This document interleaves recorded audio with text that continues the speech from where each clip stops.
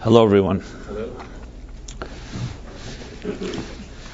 So this class is dedicated to, for one, happy birthday to Philip Namworth, our dear friend, on January 11th, as well as in honor of Yonina Chaya Law Niwais Bat Shlomo Moshe. Class titled, Have You Lost Your Voice or Never Found It? And this does not mean like losing your voice to laryngitis or hoarseness. Obviously, we're talking here about, for that you'd need a different address. I don't really deal with those type of things. Here we're talking about losing your real voice, your inner voice, your uniqueness. And on one hand, it seems so simple that every one of us is a unique individual with many elements that are completely different than everyone else. As the Talmud says, that no two people think alike, just like no two faces are alike. So of the billions and billions and maybe trillions of people that have lived from the beginning of time, there have never been two exact faces. Even identical twins are not exact. And just like there have been two exact faces, as the Talmud says, a few thousand years ago the Talmud wrote that, and nothing's changed in the last 2,000 years as far as that statement goes. So too it says, Ein Dei Same, no two minds are alike. This doesn't mean we don't have commonalities and similarities, but that which makes us unique is absolutely unique. So you can even say even male and female have more in common on a DNA level than what differentiates them. But that which differentiates them is unique. That's all that matters, the uniqueness. So on one hand, it's very clear that every person is unique, and yet we live in a world of conformity and a world of compliance and fear, where most people simply do not find their unique voice and don't find the courage to be able to live up to it. Whether it's due to peer pressure, social pressure, whether it's due to growing up in a home where we may have been silenced and our voice was not allowed to mature and emerge. But purely on paper, not getting now into the emotional, psychological implications of it, it seems so bizarre, even worse than bizarre, like so absolutely something wrong, that every person should just be able to say, embrace, I have my uniqueness, and I'm secure and confident with it, and that does not make me a freak or odd. At the same time, I respect and embrace someone else's uniqueness, and together let's play music. And yet, this simple truism, this simple statement I just made, is so elusive to most of us, and is really the basis of almost all our problems. Problems of lack of coexistence, jealousy, envy, war, people competing for the same thing. That if you may have taken away something of me, how could someone take something away from you if what you have is uniquely yours? The focus on materialism as being a force of its own. So in other words, your self-worth is defined by your net worth. So the distortions of perception of identity and self-esteem and so on based on all kinds of superficial and non-essential things. So I could end the class right there with this last one paragraph that I just said. The problem is that even though on paper it sounds so simple, it just continues to be this most difficult thing to find, is that sense of self-confidence and just calm and peace with yourself.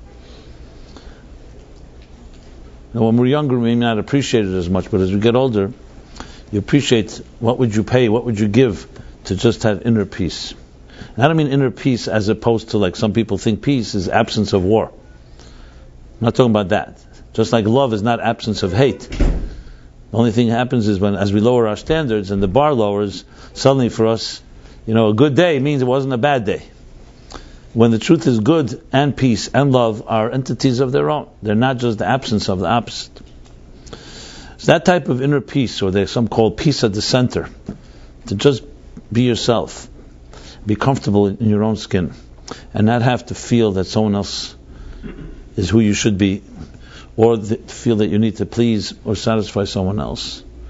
As simple as it is, as I said, on paper and in concept, in theory, that's how complex it is in actuality.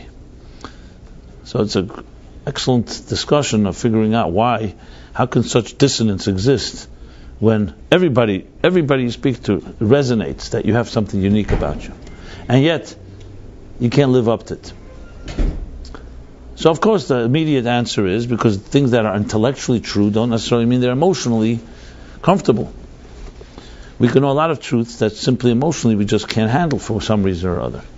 Because when you get down to emotions, we turn into children, and sometimes irrational children. So someone may tell you there's nothing to fear, but you fear it anyway. It doesn't matter how many times you'll be told not to be foolish or childish, that's what you'll revert to. So in essence, really, you can argue is that finding any inner peace, finding yourself, for that matter, really comes down to trying to resolve this schism, this dissonance I've just mentioned, between understanding that you may have uniqueness, or understanding that you actually do, and actually feeling it and acting on it, which is, as I said, far more complicated, far more difficult. The appropriate topic, because this Shabbat, this Shabbos, called Shabbos Shira, the Shabbos of Song. So song always elicits, everybody's mentioned the word song. It's one of those words that usually does not bring a frown to your face, maybe a smile even. Song, music, even just thinking about it, let alone listening to it, has some effect on us that is very unique. Some poets compare it to water. Like, submerging yourself in water. I'm not talking about the polar bears that submerge in this weather in the Brighton Beach or other Coney Island. I'm talking about a nice warm water where you feel completely comfortable and surrounded. There's that certain peace you have when you go into underwater. Even for a few moments, like everything shuts off and you feel nurtured, you feel engulfed, you feel completely protected. And it shouldn't surprise us all, because for 9 months where we spent. The embryonic fluids are like water. They say the closest thing to children's sounds that they hear is the sound of water, because they hear the rush of inside the mother's womb. That's the sound they hear. It's water-like, and it's actually physically that way. The child does not breathe on its own. It'd be hard to breathe inside there. So everything is submerged. In the midrashic in the literature, it talks about the creation of the existence, the world. It also says the world was first created and covered completely in waters, and that's why you have the second day in the Bible in Genesis that talks about the separation of the higher waters and the lower waters. So land emerged. So the world did not have land initially; everything was covered in water. So it's like similar to the microcosm in the Jewish thought. Everything is microcosm, macrocosm.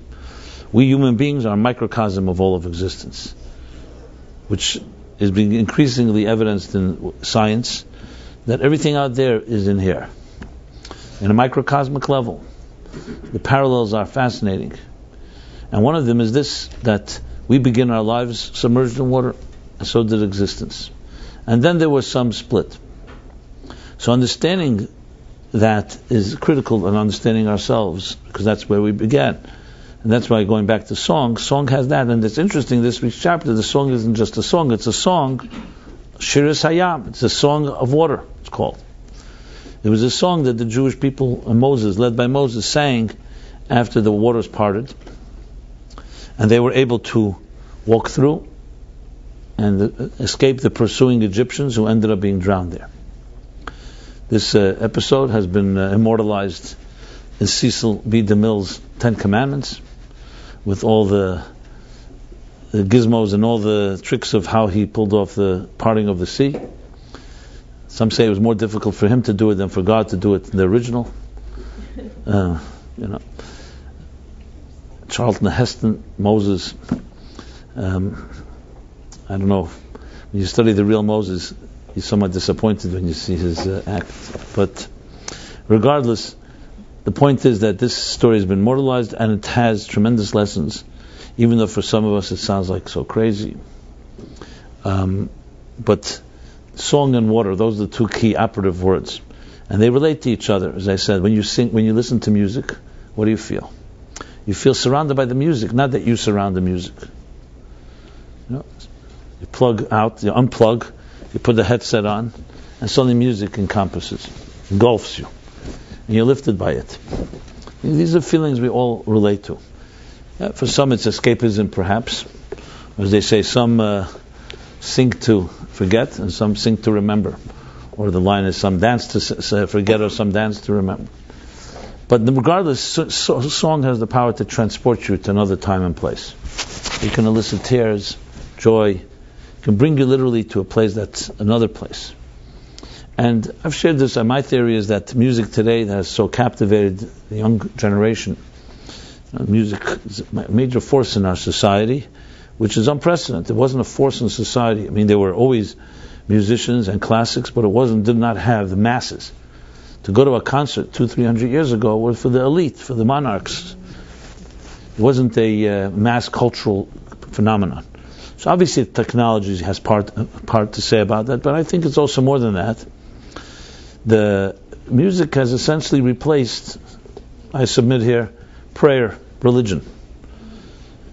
A musical concert, a rock concert, is like a prayer service, a cathedral.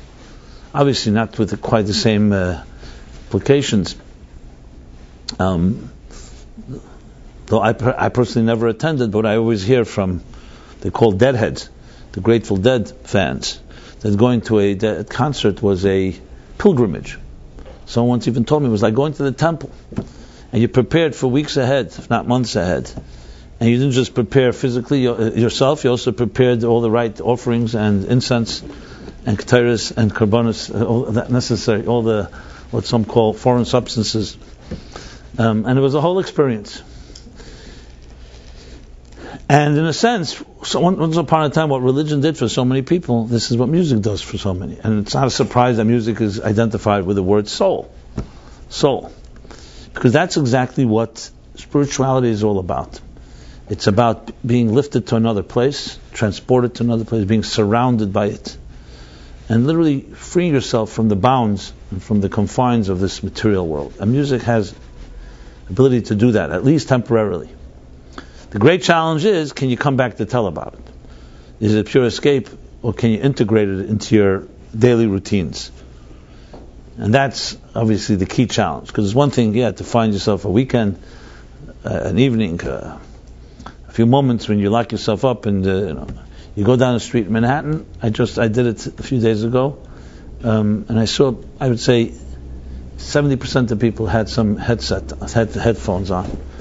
Probably not listening to an audiobook, more, I would assume more like music. So there are many insights and lessons we can learn about ourselves, the human condition, from these ideas. And it's more fascinating that it actually goes back these thousands of years, back to Genesis. With this Shabbat, this Shabbos, the chapter is called B'Shalach, but it has an extra name called Shabbos Shira, this Shabbos of Song. I've discussed this theme of song many times. I find it to be a tremendous parallel to anything that is soulful. Not only a parallel, it is soulful on its own, but I find it also an excellent tool to talk about spiritual matters.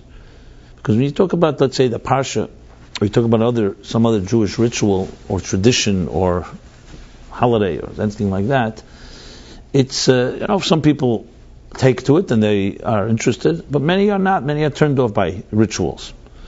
But music is an excellent way into the soul. We've done events here, Meaningful Life Center, many times, musical events.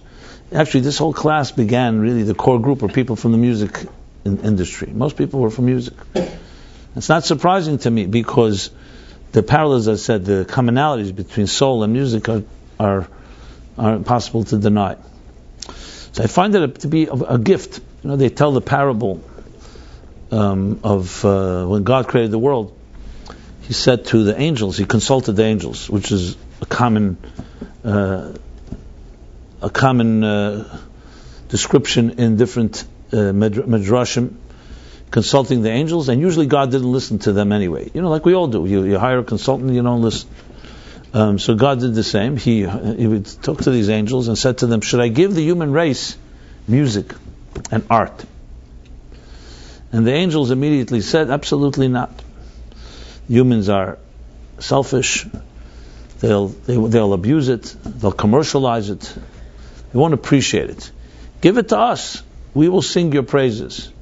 We'll appreciate the sublime power of music instead of abusing it. God considered their opinion and said, no, I reject what you're saying. And God said, I will give it because I want that the human race should have something to remember me with.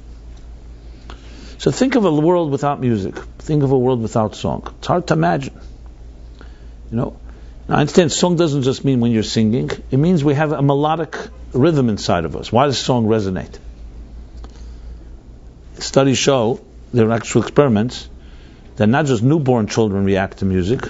That's not so surprising. It's also surprising, but not so.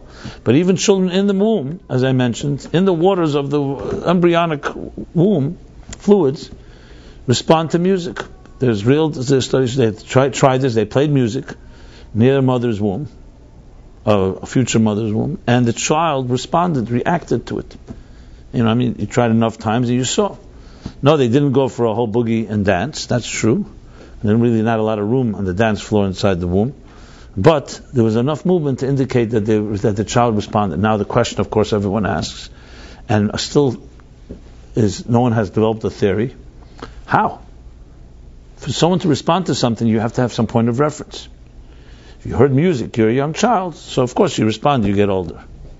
Even language, conventional language, speaking is also pretty miraculous. And there's all kinds of linguistic theories about how children so quickly at age 2, 3 are already speaking. It's pretty amazing. Try to teach someone who can't speak to speak. That should take a lifetime. So there are theories that children definitely have already language within them even before they actually be able to express language. Today's studies show children, even the youngest age, make sounds. Those sounds are not insignificant. And of course, with children listening to their parents, so the parent speaking is, of course, impresses on the child. That's why you'll find this child will speak English, and this one Hebrew, or this one French, depending on who's speaking to them. But it's clearly not just mimicking. Because if it was mimicking, it would take a lot more to be able to have intelligent speech. To mimic, maybe like a parakeet, just say some words. But a child develops intelligent speech. They're able to, many words they'll mimic what they hear, but at some point their words associate with an intelligent response. More or less by age 3, 4, children are speaking almost completely. Obviously with exceptions. We're talking about developing the whole repertoire of vocabulary. It's another story. But there, you can explain it, okay, there must be something in the spirit that has language in it. There has to be, as I said, the parroting and the role modeling of parents and the adult that speak around them. And all that comes together to speech. But song, where did the child hear song? How does the child know there's music? Why is it responding? Well, according to Jewish mysticism, Kabbalah, Hasidic thought, it's not a surprise at all. First of all, music is about rhythm. Rhythm. It's a rhythm. It's a soothing rhythm, and it's aligned to the rhythm of our souls. As a matter of fact, in Hasidic literature, it talks about that a soul cannot travel without a song. We human beings' bodies travel with our legs or with vehicles, and a soul travels with a song, as you and I experience it.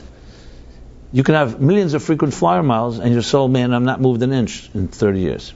And you can have another person who's not moved physically, but their soul soars to the highest places.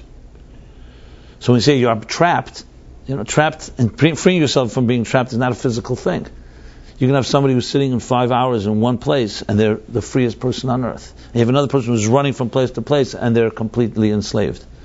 They can't find any peace. Because soaring on that level is a soulful experience. As I said, music. You could be sitting in a place, listening to a song, and traveling who knows where. Intellectually, emotionally, psychically, spiritually.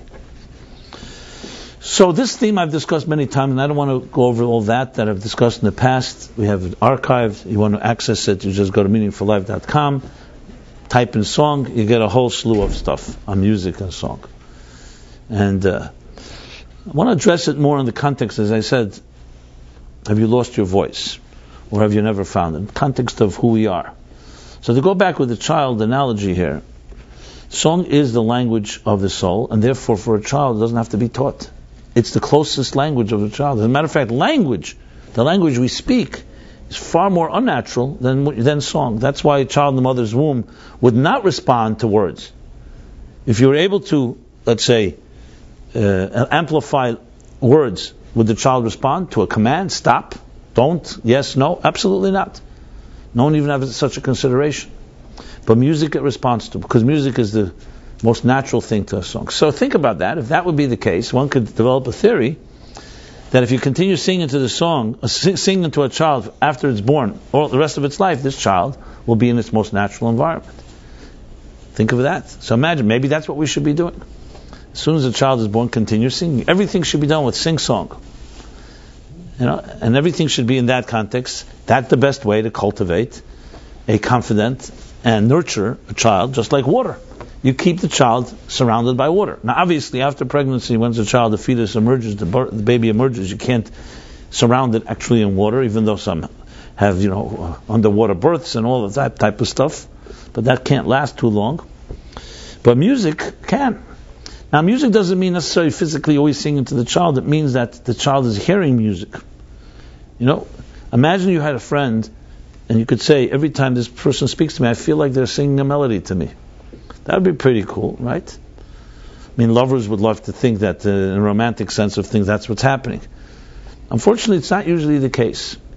We have people perhaps that we enjoy and we like and we may even love, but not every time they say something do we always feel a melody. Sometimes yeah, sometimes not. So interestingly, if you think of it that way, maybe the world really, in the most natural place, is a song, and everything else is an aberration.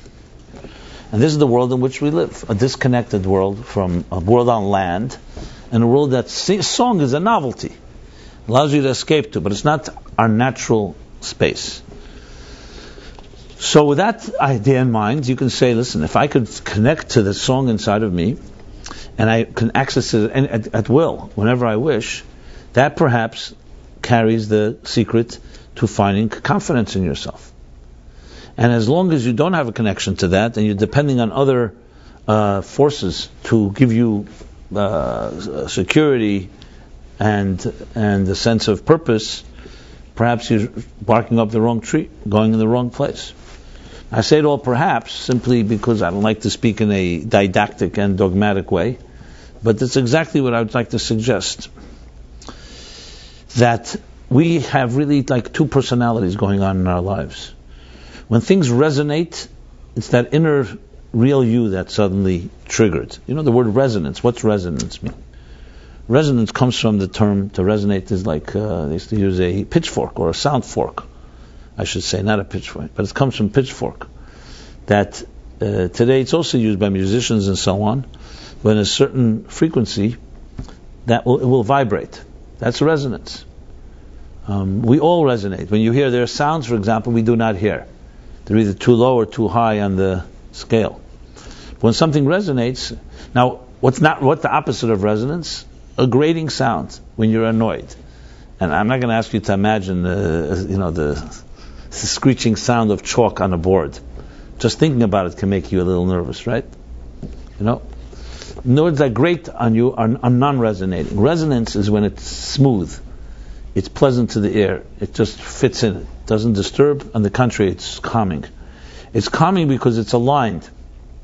So think of it like, just to give an example, think of like you draw a perfect circle, piece of paper, and then you bring another circle that's incomplete or jagged, and you juxtapose it, and you place it one upon the other, and you immediately see how the jagged or the broken circle, the incomplete one, you see the contrasts, how it is dissonant from the perfect circle.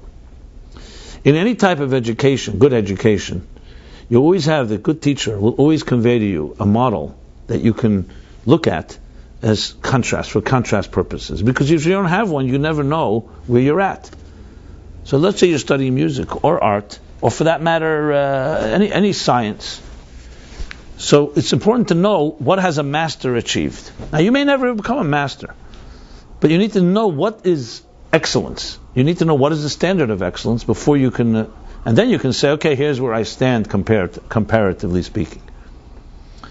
So the same is true psychologically. Our models, because our models are flawed, we don't necessarily even know what would be considered, I don't want to say perfect because there's no such thing as perfect human being, but what would be considered harmonious and a tranquil and a pleasant and a healthy life? How would you define a healthy life? I've asked many people this question. It's shocking what most people say when it comes to answering a healthy life. And it's not shocking really when you think about it, because where do we get our answer from? Based on what we saw or what we experienced. Healthy love, this is a good one. Healthy love. How do we know what healthy love is? Very difficult to answer that. Your love you know about, the first time you've experienced love is in your parents' home. How they loved each other and how they loved you is what becomes your standard. That becomes your backdrop of what love will be. And if it's a screwed up love and a dysfunctional one, that becomes your standard. And it's always going to be a challenge to figure out how to move from there. Because if you think this is a certain love expects or requires so and so and it's not healthy, you think that's what you should be aspiring to. And it could be that you're actually feeding the things that are exactly opposite of love. Especially when it comes to emotional spectrum of our lives, we learn it very quickly and very early in our impressionable years, and that becomes our standard. If you're able to even define that standard, you're already halfway towards some healing. Problem is, it gets so embedded in us, we don't even think of it as a standard or an option. We see, this is it. And then, unconsciously, everything we do is basically confirming or just consequence of this so-called embedded standard that has been engraved inside of us. So any type of growth requires being able to challenge your standards. But then that already gets into challenging your comfort zone. And if you grew up in an environment where challenging a comfort zone was forbidden and taboo, that itself becomes your standards never to challenge the status quo, and never to challenge yourself. Growing up in, let's say, an insecure environment, I'm just using, I can't say a worst case scenario, but not a good scenario. We have two parents who are insecure. So their whole life is based on creating false picture of what is healthy, what is not, because they're covering their own insecurities. And you as a child growing up in a home like that, that's the standard. That's the standard. And it creates a distortion. And then the rest of your life is trying to live up to that distortion. And looking at others who don't fit into your distortion as being something wrong with them. It's pretty tragic to think of your life that way. Obviously, I'm not exaggerating. I'm just speaking about it in more frank terms because to make the point. But we all have this issue. And the biggest problem is our blind spots. We don't know. Someone will say, okay, so how am I supposed to figure out what part of my standard is healthy and what's not healthy? What happens if it's all like mixed together? Because there's no such thing as good without evil and evil without good. To say our standard of love is completely distorted, 100% is unlikely. To say it's completely perfect is also unlikely. So the question is, how do we distinguish? How do we know which part of it is a healthier part, which is not? Well, we have two ways to know that. Number one is, thank God, we have each other. So you can consult an objective person. You could say, this is how I see it. How do you see it? So right there, someone who's less subjective than you, and someone you can trust, can share another perspective, which, if you're honest, may challenge yours. And the second thing we have is history. We have texts. One of the reasons for Jews, particularly, we always held on so with our lives for the Torah, because it wasn't just a holy book and God's book, it was also a documentation of our legacy, of our history, which means, imagine you can sit down with all the wisest people from the beginning of time and have a conversation with them. Jews were wise enough to document their experiences. So you literally can sit down with the smartest people, men and women, throughout history. Imagine with all the smartest grandfathers and grandmothers, and speak to them and say, tell us what you learned. Which gives you also the ability to somewhat get out of your own subjective place and have another perspective. And I should add a third thing. So besides friends and let's call it text and history, there's a third element that helps us challenge our own standards, and that is resonance. There are things that resonate. Now this alone can be dangerous because sometimes something resonates, that can be a distortion based on something you picked up. But there's some things that resonate that are not that way. Because no matter what happens in your early age and your impressionable age, there's still things that remain resonant because your soul never gets annihilated. Like I mentioned with music before. Music touched you long before any culture did, long before any parent did, because it's part of who you are. So the point being, like he says in the Song of Songs, a beautiful statement, he says, I may be asleep, but my heart is awake. So a lot of you may be distorted, a lot of us may be unable to hear, but there's a part of us that is always awake. And the right word, at the right time, the right song that will touch you, that is going to be your salvation. Now, as I said, when you combine that with the first two things I mentioned, having objective friends that care about you and are sensitive and are trusting, and having a book or a standard by which to study and to compare your soul to, then the resonance can be trusted as well. So it's these three forces that are key to any type of real movement from what you think you are to what you really are. And of course this is the hard work. Because as I said before, we all have a unique voice. There's no question about it. Sometimes it gets completely drowned out. You almost can't even know what it is. And you ask people, do you think you have a unique voice? And then most people say yes. I don't know, they say yes simply out of pride, dignity. And then when you ask somebody, what is that unique voice? That gets a little more complicated. What it is. And the reason for that is, if you go back, as I said, back to childhood, we all began a healthy child, which means you and I, once upon a time, were crawling around on the floor somewhere, right? You can rest assured that's what we were all doing, and exploring the world in which we lived.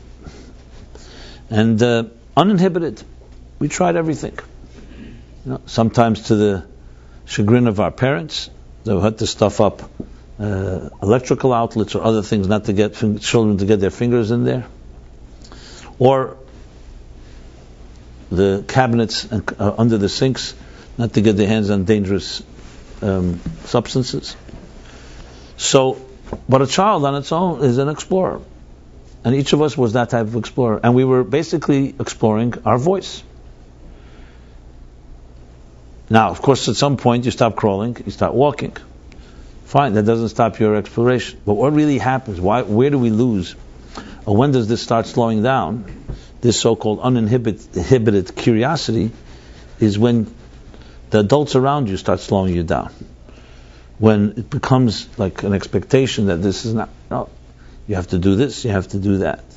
Now obviously discipline is necessary and guidance is necessary, but what happens is the one who pays the price is your voice.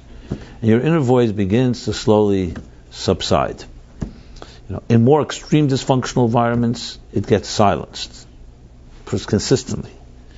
In less, it gets quieter. And what happens is a unique individual with an absolutely unique voice suddenly starts becoming a conformist. Some become pleasers, complying to make everybody happy because they don't want to be punished, they don't want to be embarrassed, they don't want to be humiliated, they don't want to rock the boat. And this will play itself out later in life when there's avoiding confrontation at all costs, even when you shouldn't, avoiding decisions, a whole second guessing of yourself because your voice was not respected, it was not validated, not reinforced. Or you become a defiant spirit, a rebellious, because of the suppression. You fight against it. You become defiant soul. Not necessarily because you're by nature a defiant person, but simply it's like a person who's been suppressed for so long, and they rebel. They cry out, I want my voice. And suddenly either way, interestingly, you don't find your voice either way. One is suppressed, the other one is not necessarily your voice. It's a voice of desperation, just defying, and you become somebody maybe you don't even like, or somebody you don't even want to be. Now again, this doesn't mean, again, extremes, because it's never 100%. That's why you need to qualify. This isn't like complete suppression, or complete suppression are the extreme cases you read about. Those tragic stories of children that were locked in basements for years, didn't even have a name. You know, what was the name of that story a few years ago? Those are extreme situations. Where there, obviously, it's obvious how horrific the consequences of that are. But less extreme is our story. And if you ask yourself, so where do you stand? It's not so simple. It's hard to say, because here, whether it's defiance, and you're like really mouthing off, or you're just a pleaser, you don't even know whether any of them are your voice. Maybe they're all shaped by other forces as well. But as I said, we have the three antidotes, the three methods. One is finding an objective party that can help you discover, because on your own you may not be able to see it clearly. Having some standard, as I said, a text. I teach every morning maybe the most complicated of all mystical Hasidic texts is called Ayin Beis, by the name of the year that was delivered 100 years ago. And especially in the last few months, you can find it online. We put it on YouTube every day. The last few months especially has been an extremely fascinating discussion of what I'll call the supraconscious. We know about the subconscious, we know about the unconscious, supraconscious. There's reasons I give it that name, it's not so relevant to our discussion here. But let's put it this way, it's the beyond the conscious. If the conscious is the surface level that you are aware of, so what is on the other side of the sphere, or the stratosphere, which Freudian thought called unconscious, but called supraconscious, are forces that you cannot directly access. You only see their impact on you. And sometimes not even that. But the fascinating thing, why am I mentioning it, is because when you study it, you literally have the second thing I said, you have a text that maps out for you what a healthy consciousness and a healthy superconscious or unconscious should look like. And then you have the third element, the resonance. Sometimes you read something, you say, this sounds right. And that sounds right, we're not talking about it, you're invested in it, so it should sound right to make you feel comfortable. That's usually not so trustworthy. When I suddenly read something, it sounds right, it's like a song, it's something about this sounds right. Now, I'm not suggesting that's empirical evidence of its truth, but it's something to work with. Especially when you're dealing with psychological and personal matters. If it sounds right, and again, you don't have any investment in it sounding right or not sounding right, in other words, you have no vested interest, it's not something to ignore. Now, of course, you can go into a talk and hear someone speak, and it can sound right, they can be very emotionally manipulative. There are people who are charming, and they're seductive, and they're hypnotic even, and they can convince you of anything. So clearly, that's why I said resonance alone is not always a litmus test, because it depends on you, how impressionable you are, and how not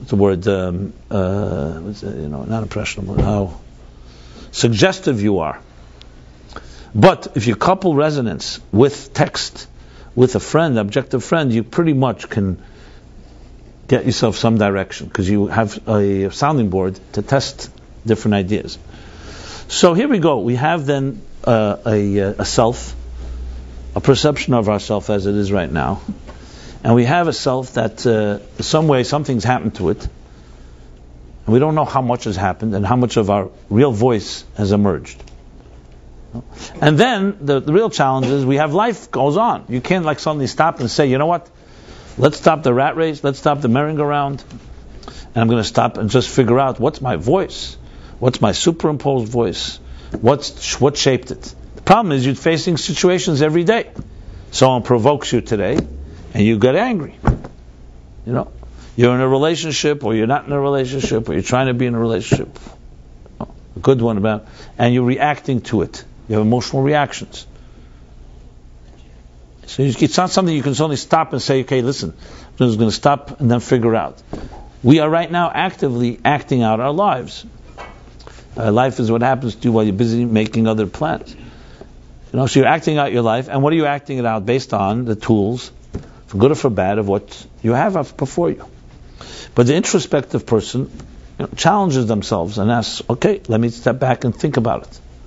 Unfortunately, when things are going well, or at least we think that things are going well, I should qualify that by saying we think, that's not very good motivation to do anything about it. Because everything's going well. Why rock the boat? Why fix it if it ain't broke? When we hit a snag, a crack, especially a setback, especially rock bottom as some call it, which is a very deceptive word altogether. Like one guy keeps telling me, I keep hitting new rock bottoms, which itself is interesting. Sounds like Yogi Berra type of thing. Rock bottom is rock bottom, but it's new levels, new lows. Just when you thought it was safe to get back in the water, just when you thought you hit the low point. So these are situations that cause that they create energy. Pain is energy. And painful energy, which is discomfort, causes you to act. When you're not in pain, usually you don't act. So I'm not justifying pain, but remember, pain is actually a blessing in disguise, because pain warns you or is a motivator to do something about it. Now, if someone said to you, would you rather would you rather, God forbid, having some disease and not feel any pain, or feel pain? If you don't feel pain, you may not even know you have a disease. You won't do anything to fight it. So pain is a warning signal. It's like a red light telling you. Now it's interesting. We'd rather not have the red light go on, so we take a painkiller when we don't solve the problem. Now that's fine for superficial pain, but not when it's deeper issues. Now what about psychic pain, psychological pain, anxiety? As I've often mentioned, anxiety is the voice of your soul telling you that something's wrong. Because dead people don't have anxiety. Maybe their families do, but they don't. Not to sound so morbid. Anxiety is a voice. It's not a voice we like. It's definitely a very uncomfortable one. But it's telling you that something's wrong. It's a dissonance. It's an expression of dissonance. Because why would you be anxious? Because you're here, and something you want, or something you need, or something that is not, you don't have. And you're anxious about it. Now, of course, there's healthier anxiety than other anxieties. I like to usually say angst is healthy, and anxiety usually not so healthy. Angst, every healthy person should have a measure of angst. Angst means you're not completely consumed by animal bliss, where everything is just great all the time, which means no motivation. That's good maybe when you finish a project till the hangover is over. It's good to feel good overnight. I achieved it. But if it starts lasting too long, you basically be going to a lethargic state. There's no motivation. So it's healthy to have angst. Like we talk about the heartbeat, right? The heart, the cardiogram. It's a wave. It's a wave. Not too high, not too low. A cycle like that. That's rhythm. That's the rhythm of music as well. And a flat line is not a good sign, and you also don't want to have high peaks and low valleys. So there's a healthy to have a little what we call tension and resolution. The Hebrew word for it and the Kabbalistic discussion of it is called rotzei shuv. Rotzei means to yearn or to aspire. Tension. Shuv means to return. Resolution. So tension and resolution is a very healthy balance. It's a secret of all good writing. It's a secret of life. Which life doesn't have tension and resolution? Now you don't want to have too much tension. You don't have too much resolution. You need to have a balance. A tension that's resolved. Then you go for the next tension. That would be the healthy type of movement. That's rhythm. And that actually creates life. What's life? Life is a pump. Life is movement. Mobility. Exhale, inhale. Contract, expand. That's the secret to all electricity, to all life, is all driven by that. As a matter of fact, the modern Hebrew word for electricity, chashmal, you know where that comes from? Chashmal is the name of an angel. Yeah, it's the name of an angel that Ezekiel, the prophet Yecheskel, in his vision, he talks about hachayas rotzei. He said the energy runs to and fro, tension and resolution, and in that verse he uses the word chashmal. So, electricity, what's the symbol of electricity? Usually a lightning bolt. A lightning bolt is always a Z. Always a positive and a negative, a tension and a resolution, because that's energy. Energy is defined in two in a what's the word? Two movements. You need some tension. You need resolution for any type of energy to be generated. The simplest example, for example, when you have to throw a stone, the farther you want it to throw, the more back you have to go. A bow and arrow, you arch back. The deeper back, the further the thrust. So the heart contracts and expands. Like that, literally, like a pump. All energy is created that way. In our lives as well. Anxiety is when there's too much angst. Anxiety is when it overwhelms you. And there's more tension than there is resolution. So the most natural child is like music, like water, what's water? A wave. Water is wave. Water travels like waves, and in physics, when they talk about light, whether it's a wave or a particle, the word wave is used, because how do the waves hit land? They don't come in just like that. They come as a wave. They don't come in as a so-called defined entity. If you were to try to localize a wave, you would never be able to. Where is a wave exactly? What is a wave? Is it the water back out in the middle of the sea coming, or is it the water right near the beach? Because when you look at it, it looks like it's traveling from somewhere, but it's actually not. It's just a force that is constantly moving, but it comes as a wave. It's a perfect example of the same cycle as music. There's the wave, there's the rhythm. So there's, as I said, the two parts of us. There's the perceived self, and there's this inner self. And when you are able to address and look at both sides, that's when you begin to discover something. So the fact is, and I can't prove this to you, and I cannot persuade you, but it's really the secret of your own life, and it's the key to your own happiness. You must believe that you have a unique voice. And if you need proof, just go back and think about, well, you may not remember it, but you can imagine that you were once a little child crawling around, exploring. You were not inhibited. You had nothing stopping you. And then things slowed down. And the question is, where is that voice today? So you can make an argument, which is not obviously what I'm leading to, that the voice, once it disappeared, once it was silenced and suppressed, that's it, it's over with. It's like killed.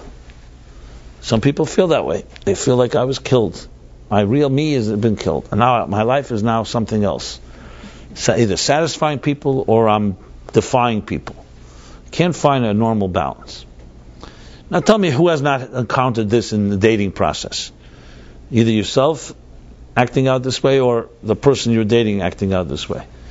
And in case that's too close to home, think of it maybe a friend that you know that's experienced this. You know that story with a chassid, a Jewish guy, came to this Rebbe Marash, and said to him, I have a friend who did something really bad, and he's acting out in a certain way, and he's ashamed to come to you. So he sent me to get advice.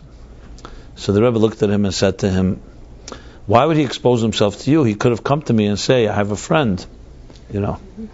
So sometimes the best way to address a problem, sometimes if it's too close to yourself, you say, it's a friend of mine. So we all have a friend inside of us that you can talk about, so it's not so threatening. So sometimes we need that as well. Fine, it's not a problem. When we're little kids, that's what we do. We sometimes go to the mirror and we have a friend in the mirror. And sometimes we have a little friend, an imaginary friend that we say hello to and goodbye to. And so it's all right. So who has not experienced this element, especially people whose voice has been somewhat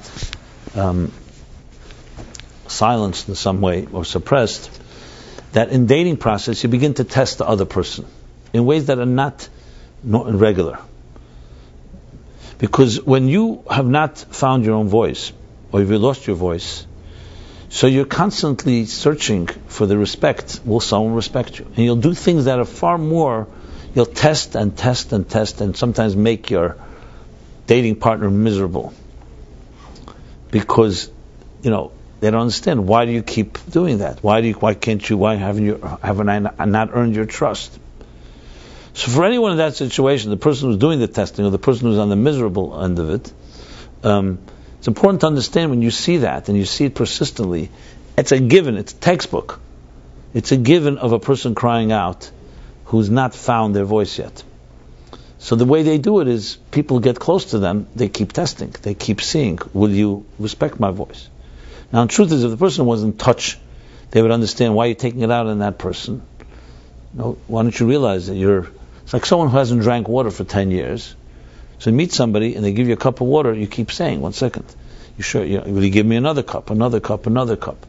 It's like almost a voracious diet, like a drowning victim. What does a drowning victim do? Someone who's drowning in the water.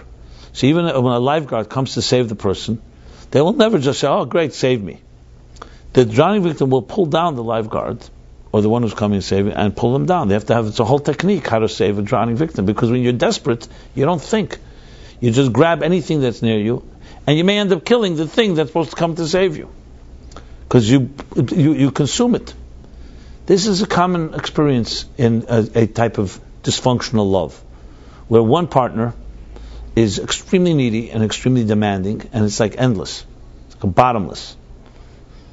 Now, sometimes it works. Why? Because the other person may have the opposite thing.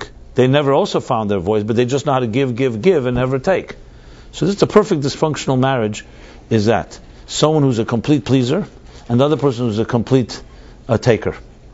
And it works well, because you got a giver and a taker. The problem is, it can't really last.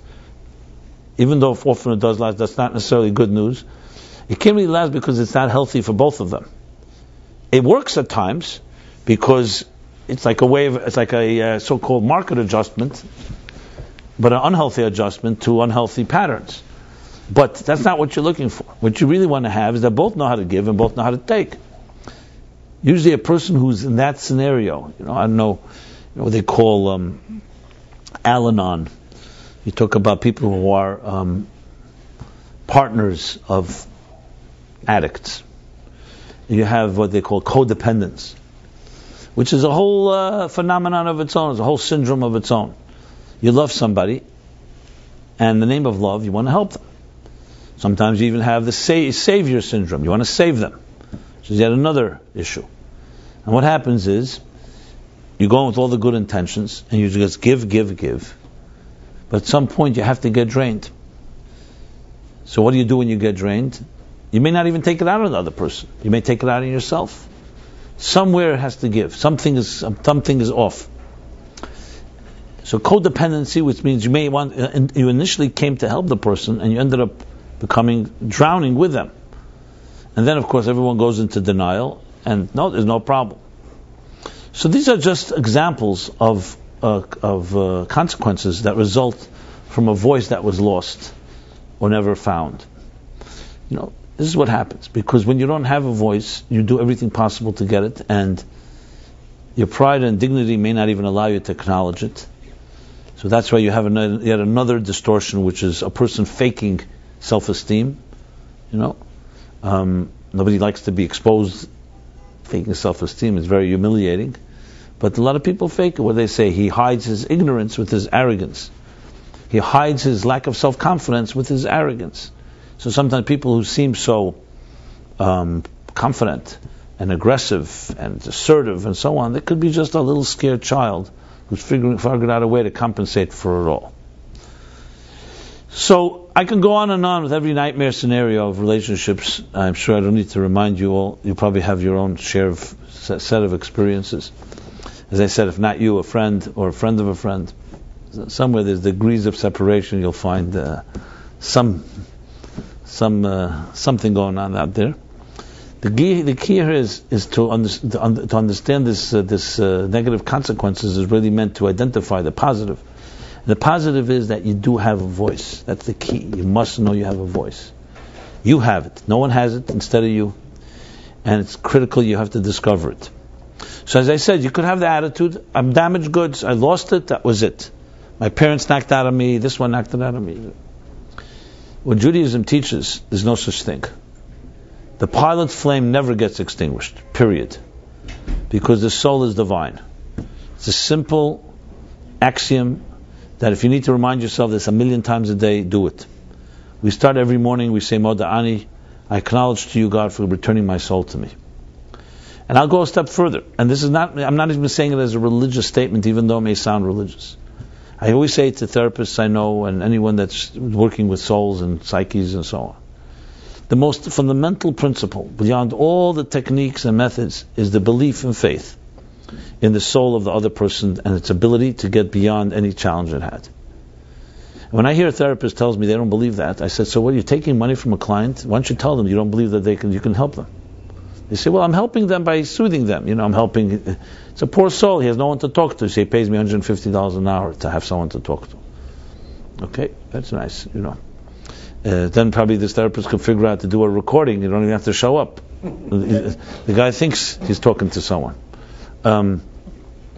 Just being cynical a bit.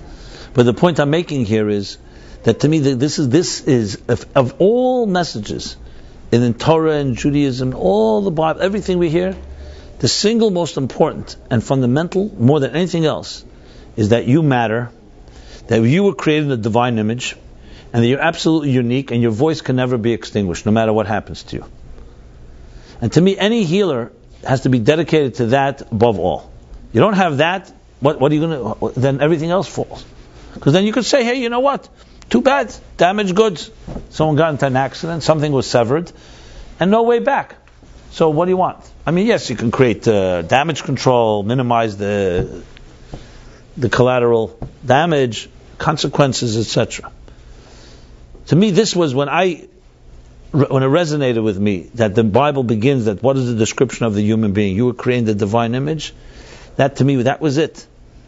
And that's the importance of God and soul more than anything else. To me, that was the key. I don't need a proof of God exists. To me, if you don't have that, you don't have hope. And if you don't have hope, what can life be like? We're all going to make mistakes. We're all going to fail at some things. And some places, sometimes it'll be a serious wound. And if you grew up in a dysfunctional home and with serious wounds, what do you do then? Life is over? So basically the essence of the hope in every relationship, that you can find a loving partner and build a healthy home and bring up healthy children, is based on one key principle, that your soul, the core of it, is never damaged. Even if arteries have been blocked, even if outer surface layers, and I mean it metaphorically, have in some way been compromised, even if your voice has been suppressed, but doesn't mean your voice has been annihilated. It just means it's hidden in there. And the challenge is, how do you find it? But you'll never find it if you don't believe it's there. There's no way psychologically you can find something if you don't think it's there. And you'll see this key to success of anyone that's been successful, it was not because they necessarily had all the confidence in the world and so on. You read the stories of Steve Jobs. So he had one, Isaacson's book and others, and the things he's achieved. He became some type of icon. And when you read his story, you don't necessarily like him in every way possible. I'm not trying to idolize him. But you see a man that had a very difficult life. A big part of his life he didn't even know who his parent was. But you see, you'll always see excellence in whatever area it is. And I'm not saying his excellence is necessarily the biggest thing in history. Apple today is a phenomenon.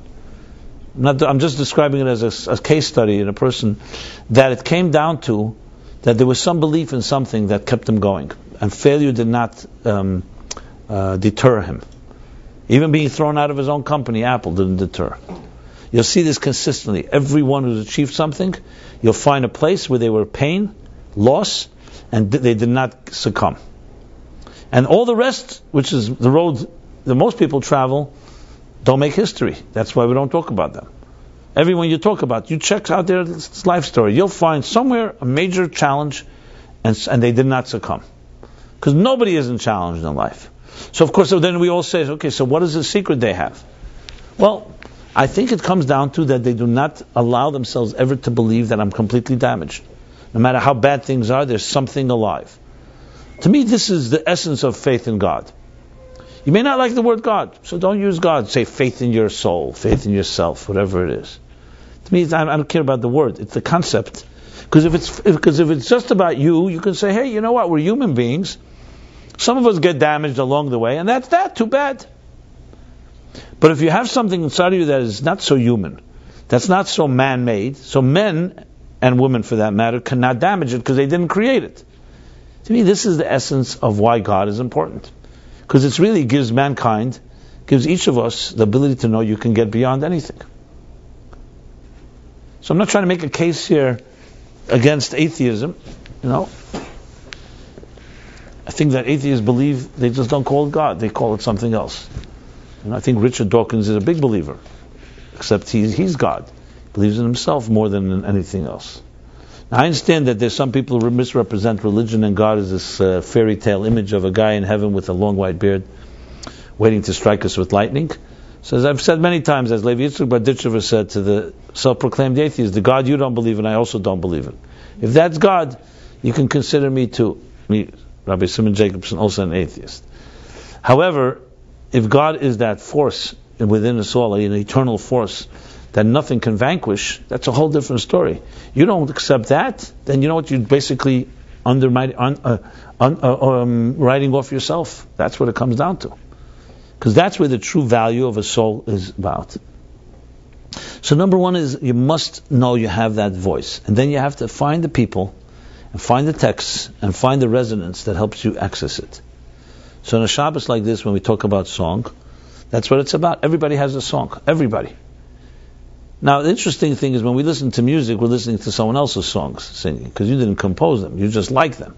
It's one thing to sing along and to dance along. It's another is to compose. So maybe that's a good exercise, When no one's around, so it won't be embarrassing. I'm sure some of us do it anyway. You ever try to think of a new song? It's not so easy to do, because every song, as soon as you start thinking of a song, it's always a song that you once heard. But you look at people who actually compose new melodies, they'll all say it always begins with something. No one begins with a melody out of scratch, nowhere. You always have something. However, it goes in a different direction. So it's a nice exercise. I'm not suggesting we're all composers per se, and we can create a song that other people are going to like, but create a song that you like. And no one else may ever hear it, but it's your voice. I work with writers. As a writer myself, I train writers. I have different staff and others. I always say to every writer I ever meet, I say, and they say, okay, so what are the guidelines and what's, the expectations? I say, look, you write as wild as you can about it. You, with unlimited, goes crazy, write like a maniac, write like a meshugana. Because you could always tame something down. You can't make it crazier, Because in writing, like it is with music or with anything, you want someone to just spread their wings and just do everything possible. Because as soon as you tell guidelines, you're immediately constraining and suppressing the voice. So writing, as in physical exercise, as in song, as in almost many different hobbies, you can find ways where you just experiment in just completely spreading your wings. And I would always suggest doing things in situations where it's not threatening. Someone whose voice has been suppressed, and you suddenly say, listen, tell me what you really believe. Tell me what you really think. Not that simple. If the years and years they've silenced themselves, or others have silenced them, it's just suddenly someone gives you permission and you start talking. It doesn't happen that easily. So you find so-called backdoor entrance. You find exercises, and this can be completely off the, something completely off the wall. You want to go mountain climbing. Go do something. It doesn't even have to be excellent at it, but be yourself. Do it completely your own way. Now, obviously, as I said, some things can be embarrassing. That's why we have showers. We have other places where nobody else is with us, where you can just behave as insane as you like. But it has a very freeing power to do that, to go out into the woods and just yell to the heavens. It has power. The power it has is because what happens is you allow yourself to express something that maybe was never allowed to be expressed. I can't tell you how many people tell me how their parents, their father or mother said, no, you don't say that. You don't do that. You never cry. Babies cry. All that type of stuff. These are horrible things. I mean, they sound innocuous and not that aggressive, not even abusive, but it's real abuse because you're basically telling a person. And I'm not talking about a child misbehaving, saying to the child, say thank you, show gratitude, be nice, and so on. I'm not talking about that. I'm talking about on a constant basis bashing a child's creativity. Excitement. Child comes home excited. Children are excited about things that maybe adults may not get so excited about. A healthy parent embraces that excitement. Not because you get excited by the little toy or drawing the child made, but the child's excitement has value. And on the child's level, when it hears you validate it, it's excitement. That's a validation that will pay dividends forever.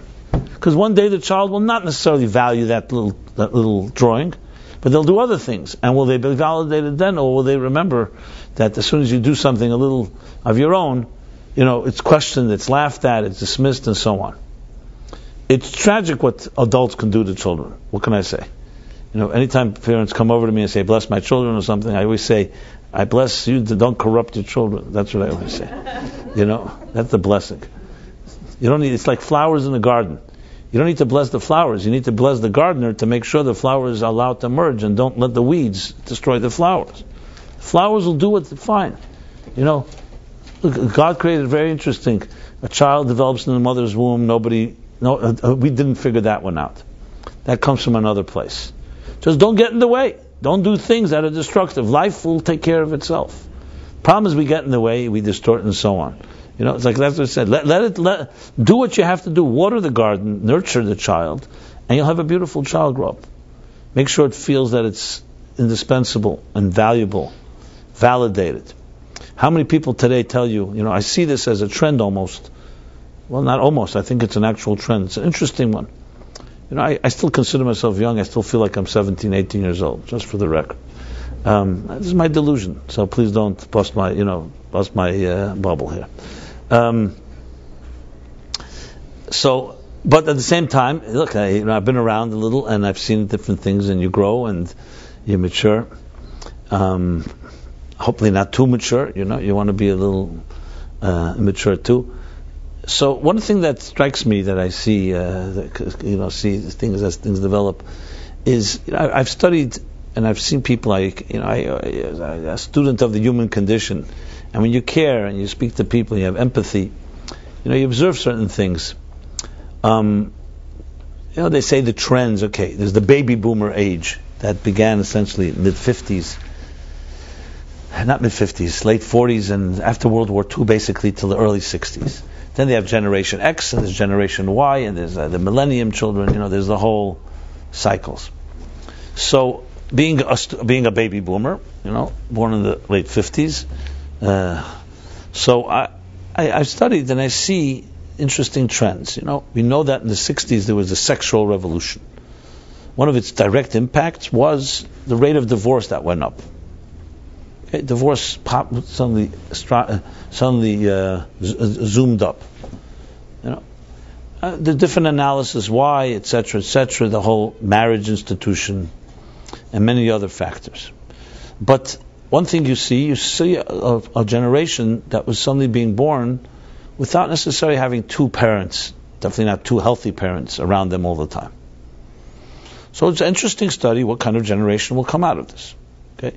Now, obviously, human beings are very resilient, so we figure out things. This doesn't mean everybody gets destroyed, but it's interesting. Now we already are a second generation from there.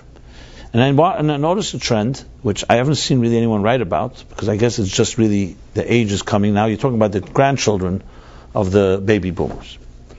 So you now already have like a second generation of dysfunctionality. At least, I'm not suggesting there wasn't dysfunctionality before the 50s, but we're talking about in this modern age, where you can document it and witness it. I'm a living witness. I grew through this. I'm not talking here reading in a book about a generation that has died. We're talking about a generation that is now emerging. And I see an interesting trend. I see as people collectively, and technology definitely helps because now everybody amplifies their voice, everybody hears everybody else's misery, which has interesting impact on the collective consciousness. So there's an interesting trend that I notice. I'll give you an example. I'll capture it with an actual episode. College students in the 60s are known to have been the whole hippie movement, anti-war movement, pro-drug, pro-free sex, music, sex and rock and roll, as they put it there. Drugs, sex, and rock and roll. And if you met college students of that age, of that period, you see the images. They're anti-establishment, long hair, doing things that were, extreme, literally in the face, spitting in the face of the establishment. You see it in the behavior back in the West Coast and Haight-Ashbury and other type of, I'm not saying everyone, but that was a movement, demonstrating on campuses. Now, young people by nature are rebellious. So that we have a young generation today. You don't see that type of movement. So I had the direct first-hand experience of having students in my house a number of months ago. Campuses, Chabad on campus from all over the country brought around 1,000 students from every campus in this country. I mean, a very good selection from east to west to north to south in the United States. And in my own home, I had a number of hundred or several hundred of them through the night, and it was interesting to study them. Now, I spoke about it with them.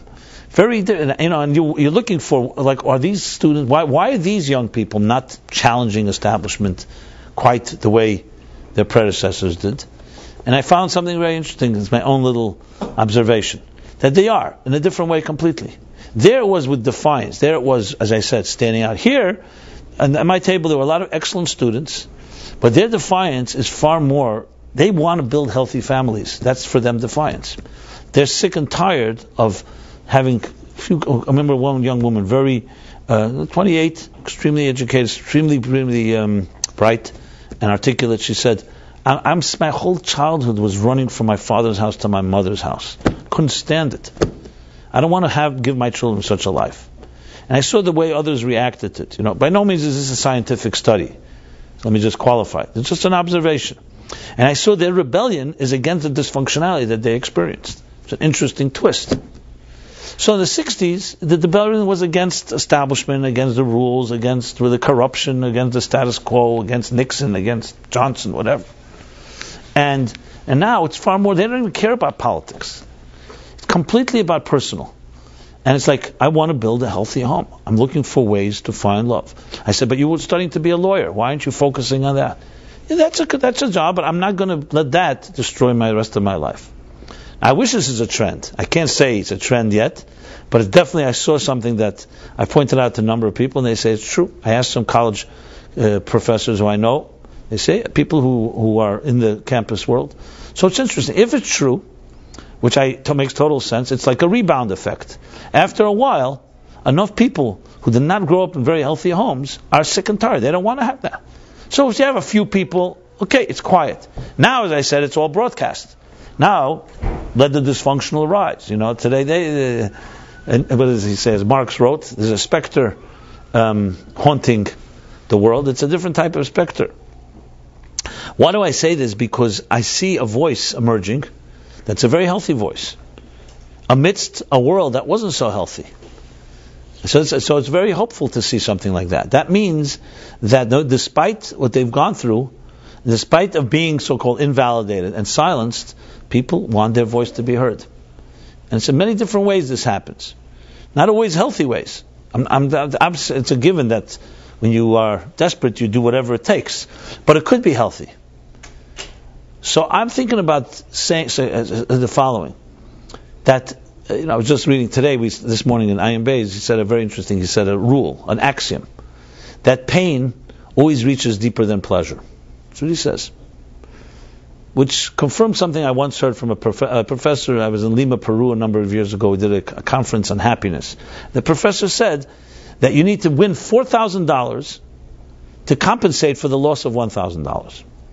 In other words, the joy of getting 1,000 is not equal to the loss of losing 1,000. You need to gain 4 times as much. I don't know if 4 is the exact number, but it's not equal. Now, initially you could say, okay, because we have a sense of entitlement, and when we get something, we feel we deserve it, and when it's taken from us, we feel we don't. But it's not that simple.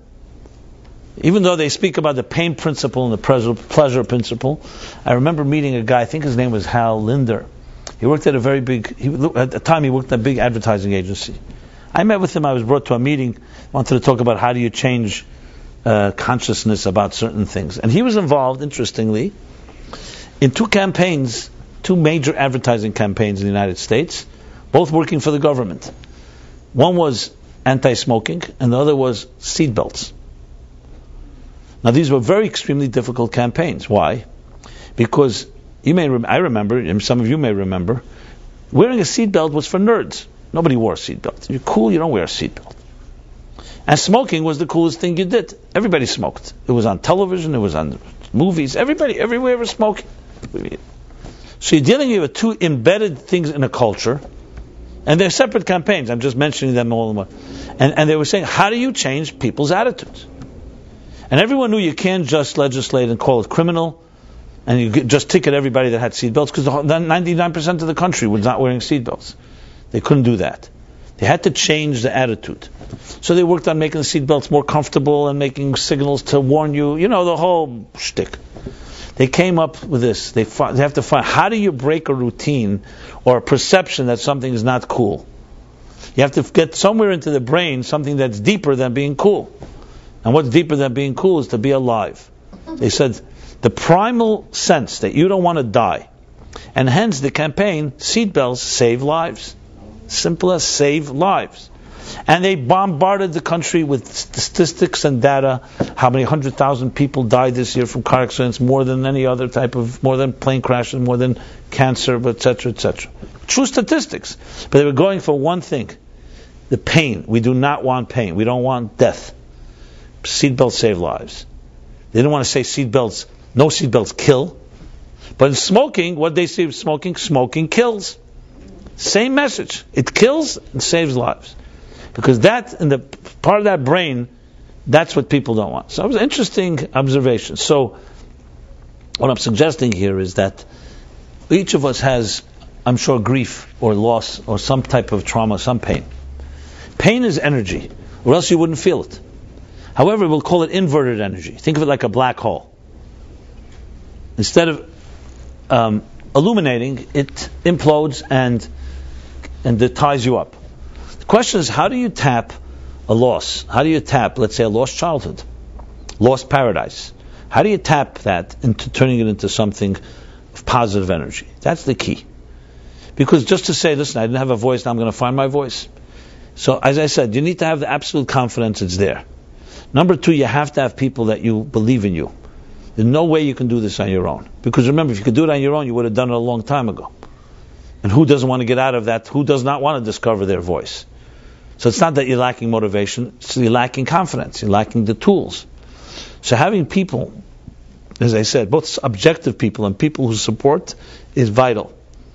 Studying the texts that talk about what your soul is like before it was damaged, so to speak. I don't say damaged, before it was suppressed. And finally, as I said, resonance. Finding things that resonate. Finding things where you feel strong. Let's say you're not confident in your voice in 1,000 different ways. Find one area that you say, this I like to do. It could be a hobby. It can be studying. It can be reading. Anything. Something that's uniquely yours. That's yours. Not because someone told you to do it and not because you're pleasing somebody else. These are methods that help you access that component inside of you. And then this final point that I'm making, which is probably the most challenging, is how you change negative energy into positive energy.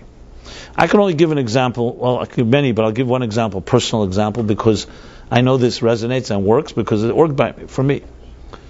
Thank God I was blessed, I must say, no complaints, to not experience 1% of the traumas I describe here, and I'm fortunate that many others have. Grew up relatively healthy home. Everything's relative, of course. Depends who you ask, But I cannot compare it to the horrors of an abusive home. For sure not.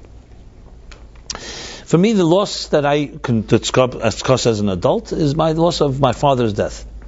I'll just use it as an example. It happened almost 9 years ago.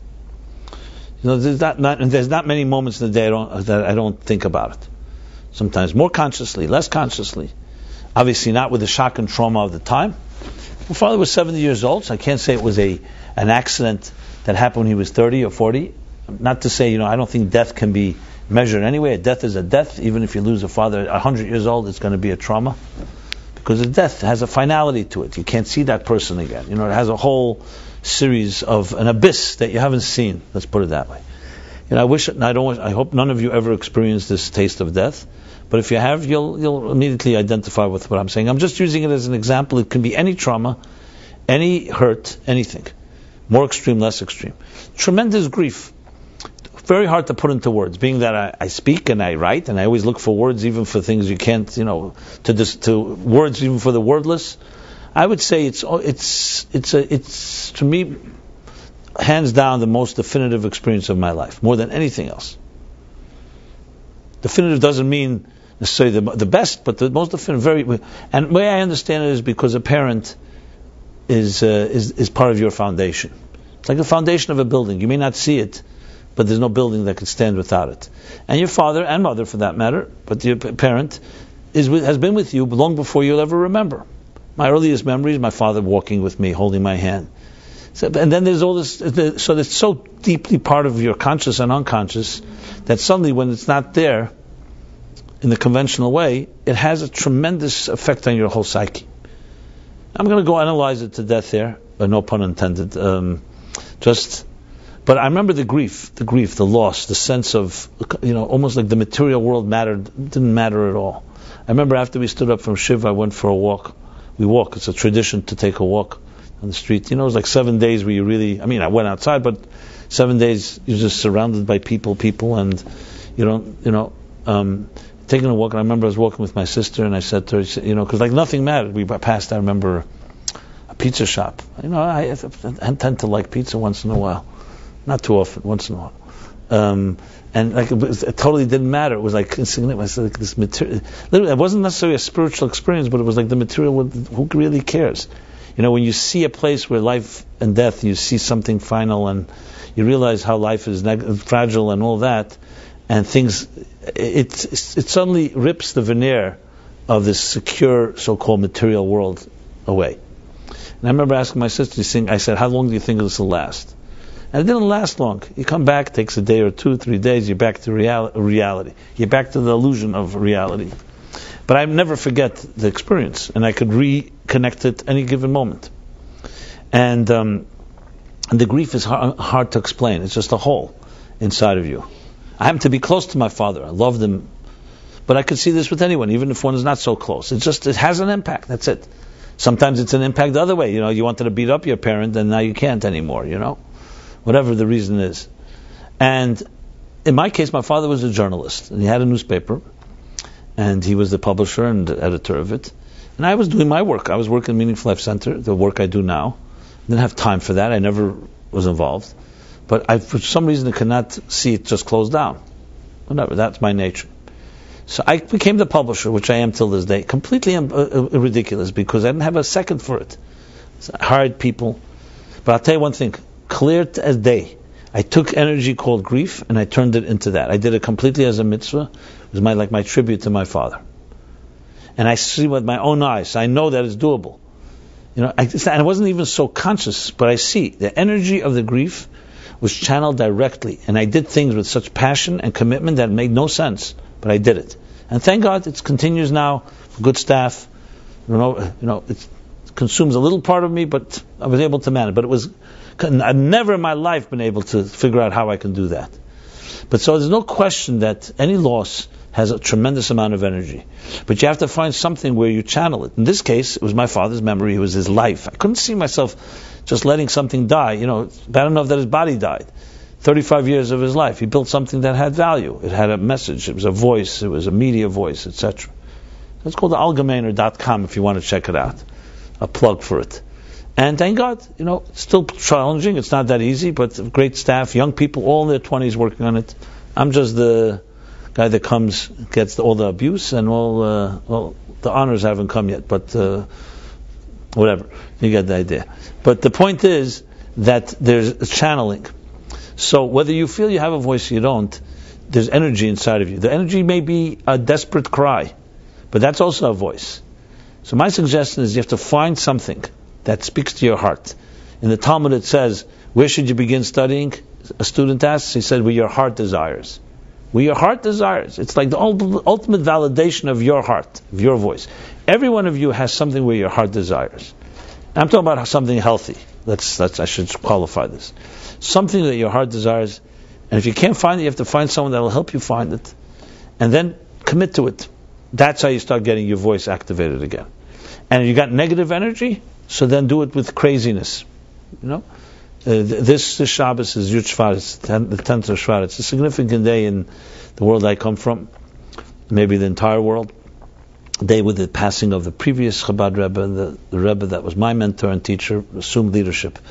And one of the discourse that he delivered on this day, on the Shabbat, the 10th of Shvat, called Basi Lagani, Return, Come to My Garden, and talks about this idea of healthy insanity and unhealthy insanity. And the key is to channel unhealthy insanity into healthy insanity. Okay? So I wish you all to become insane. I hope you understand what I mean. In other words, not to be limited by the rational calculations and all the fears and concerns, and just sometimes do something that's crazy, but a healthy crazy. And it could be fueled by the unhealthy crazy. And that's the challenge that we all have. So, my friends, each of you has that unique voice. So you may not even know it, but some people around you may know it. And it's to find those type of people, the voice that is your birthright. No matter what happened to it, it's still there. And finding it and discovering it on this Shabbat of Song is a tremendous gift. So if it's a commitment you make that at least this year you're going to find it, you will. And you just have to be persistent and patient, and as well as do some of the suggestions I made. And that is, again, you have to have someone to talk to about it, and you have to have some text to follow, and then resonance, and finally channeling the negative into the positive.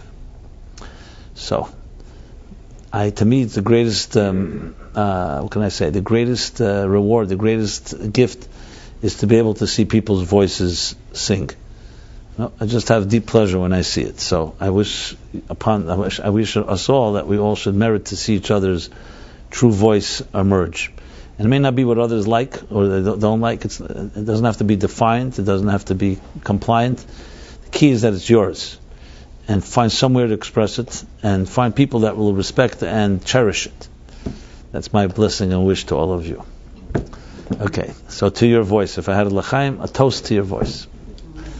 Thank you very much. Philip's class will be taking place tomorrow. It says that an email will say where the class will be. Okay, the email will say where the class will be, Philip. Yes, Philip is always meticulous. And, okay, everybody's voice shall resound in the streets and homes of the city. Everyone have a very good week. Until next, if you haven't left your email address, please do so we can stay in touch. I send out a weekly email thought. Be happy to send to you. And any other way we could be of help in your, let's call it your voice lessons, in discovering your voice, please don't hesitate to call upon us. Be well, everybody. Bye-bye.